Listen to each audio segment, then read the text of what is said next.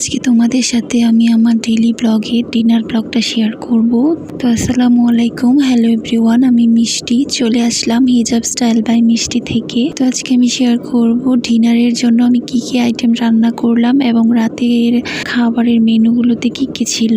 প্রথমে এখানে আমি গরুর মাংস রান্না করে নিচ্ছি। তো এটাকে ভালো করে মাখিয়ে রান্নাটা বসিয়ে দিয়েছি এবং এখানে আমি ঢেঁড়সগুলোকে ভালো করে পরিষ্কার করে কুচি কুচি করে কেটে নিয়েছি। তো এগুলোকে আমি ভাজি করব। এখন থেকে আমি আমার ডেইলি ব্লগগুলো তোমাদের সাথে শেয়ার করব। আশা করি তোমরা রেসপন্স করবে এবং আমাকে সাপোর্ট করবে। তো আমি রান্না বান্না করার জন্য সব আইটেমগুলোকে ভালো করে গুছিয়ে নিচ্ছিলাম। তো এখানে রান্না বান্না করার জন্য সব আইটেম গোছানোর পর আমি রান্না হওয়ার পর যেহেতু ভাত রান্না করতে হবে তাই আমি আগে ভাতটা বসিয়ে দিয়েছি। তো এখানে ভাতও কিন্তু রান্না হয়ে গেছে প্রায়। পুকুর থেকে একটা শিং মাছ নিয়ে এসেছিল, তো ওইটাকে আমি ভেজে তারপর দিয়েছিলাম। তো এখানে ভালো করে পরিষ্কার করে ভালো করে ধুয়ে নিয়েছিলাম। দেন আমি এটাতে মশলাপাতি সবকিছু মাখিয়ে নিব।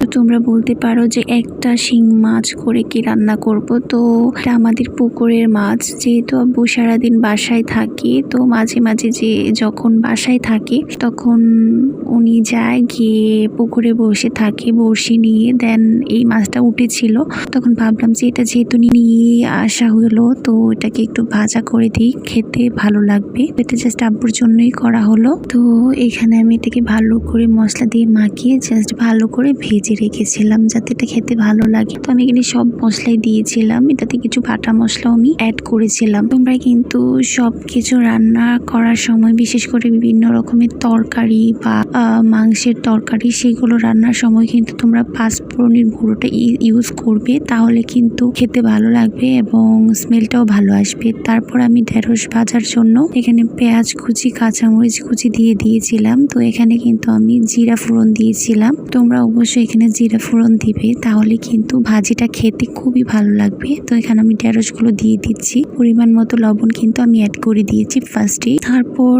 আমার সাথে অল টাইমই মিচু থাকে। তো এখানে মিচু ঘুমিয়ে আছে আমার বিছানায়। তো ওকে আমি দেখছিলাম, যেহেতু বৃষ্টি আসছিল প্রচুর ঠান্ডা লাগছিল তাই ও এভাবে কম্বলের উপরে গিয়ে শুয়ে পড়েছে।